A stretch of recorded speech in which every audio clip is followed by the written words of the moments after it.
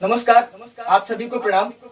मैं नारायण दत्त तिवारी और हमारे साथ तबले पर है श्री राम समलिया पटेल विशारद जी, जो कि बाबा अलाउद्दीन खां के परम शिष्यों में से एक थे।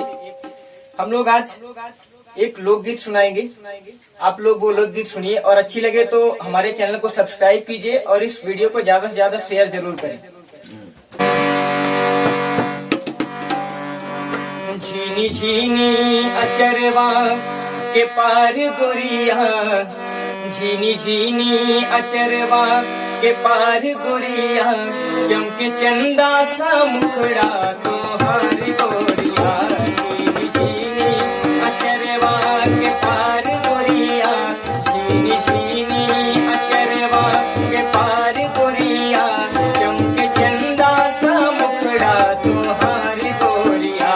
झीनी झीनी अचरवा के पार गोरिया, चमके चंदा सा मुखड़ा तोहार गोरिया।